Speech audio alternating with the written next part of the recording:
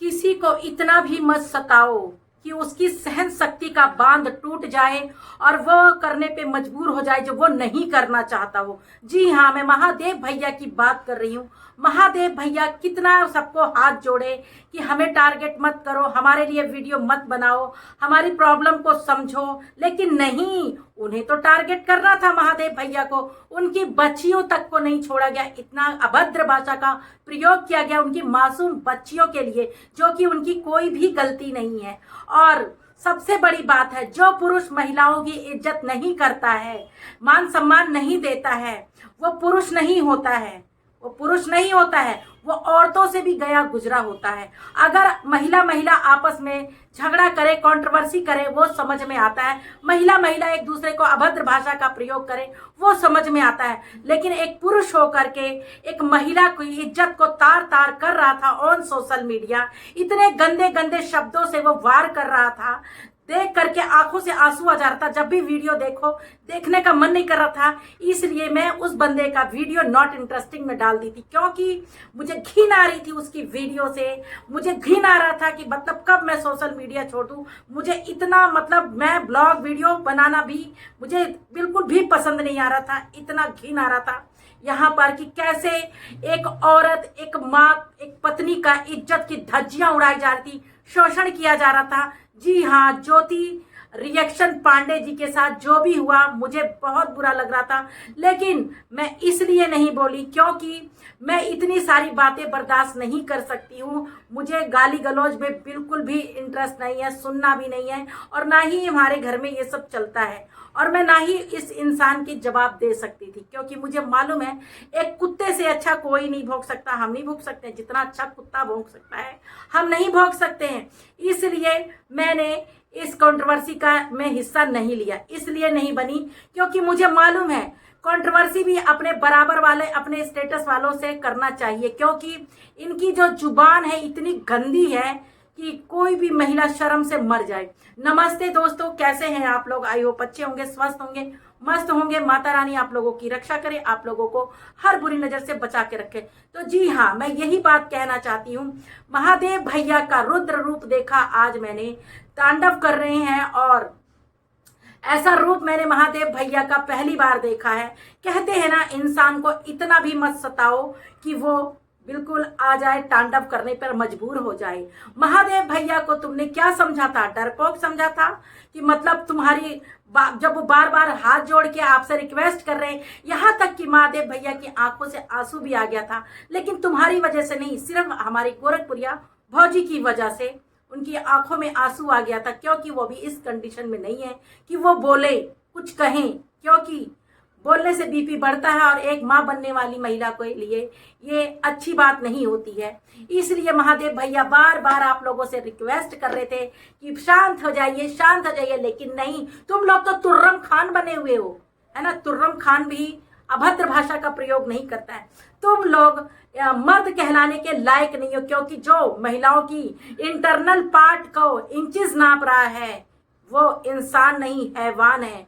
एक रेपिस्ट होता है, एक रेपिस्ट होता है जो रेप करता है, और एक रेपिस्ट वो होता है जो मुंह से महिलाओं का रेप करता है अभद्र भाषा से। तो वो हुआ है, यहाँ पर बहुत गलत हुआ है, और जो भी किया महादेव भैया ने बहुत अच्छा किया। महादेव भैया को हम महादेव भैया बोलते हैं। आज उन्होंने एक भाई होने का फर्ज निभाया है, एक भाई होने का फर्ज निभाया है। अभद्र भाषा वाले को जो भी है, अभी सब चल ही रहा है, देख ही रहे हो आप लोग, इतना गंदा गंदा कोई कैसे बोल सकता है एक महिला, एक माँ, एक पत्नी के लिए। ठीक है, जब बात अपने बीवी बच्चों पे आता है तो लोग चिलमिला उठते हैं, तिलमिला उठते हैं, नाचने लगते हैं। और इस तरीके से ज्योति रिएक्शन पांडे के पीछे पड़े थे। लोग सोच रहे होंगे इंदु गौड़ डरपोक है, डरपोक। जी नहीं, मैं डरपोक नहीं हूँ। कहते हैं ना, कीचड़ में पत्थर फेंको तो छींटे खुद पे आते हैं। कुछ कीचड़ ऐसे होते हैं जो साफ नहीं होते हैं, चाहे आप कितना भी उन्हें साफ करने की कोशिश कीजिए, नहीं होते हैं। महादेव भैया ने कर दिया ना साफ, है ना, कर दिया ना महादेव भैया ने साफ। तो कुछ कीचड़ इस तरीके से साफ होते हैं। तो इसलिए, और गाली गलौज देने से क्या फायदा है? क्या मिला गाली गलौज देने से? क्या मिल जाता है गाली गलौज देने से? महादेव भैया जो है उन्होंने बहुत अच्छा काम किया है। गालीबाजों को सबक सिखाने का ठान लिया है। एक सोए हुए शेर को तुमने जगाया है, तांडव करने पे मजबूर कर दिया है।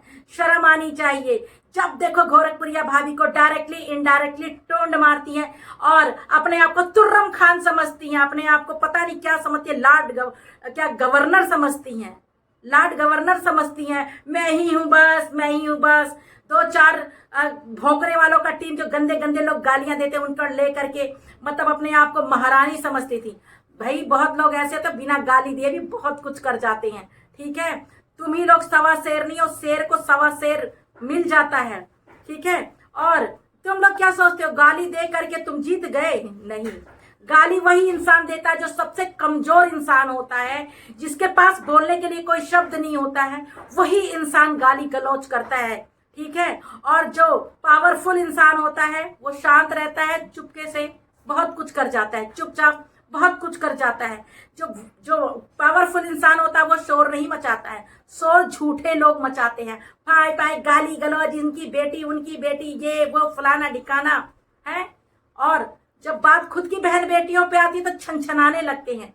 सरिता विनोद जो भैया थे उनका मैंने वीडियो देखा, उन्होंने बहुत अच्छा कहा है कि इस वीडियो से महिलाएं दूर रहिए, क्योंकि यहाँ पर कुछ ऐसे पुरुष कूद गए हैं इस लड़ाई में जिनके खुद के मान सम्मान नहीं है। अरे जब तुम दूसरों की बहन बेटियों की इज्जत का हनन करते हो तो तुम लोग अपनी बहन बेटियों की इज्जत कितना समझते होगे? तुम्हारे घर की महिलाएं दूसरे पुरुषों के साथ नाच रही हैं, केले के थम पे नाच रही हैं और गंदे गंदे इशारे कर रही हैं, और तुम कहते हो कि तुम्हारे इज्जतदार लोग जो होते हैं ना वो किसी की बहन बेटियों को अभद्र भाषा से गालियां नहीं देते हैं, बल्कि समझाने की कोशिश करते हैं अच्छे शब्दों में।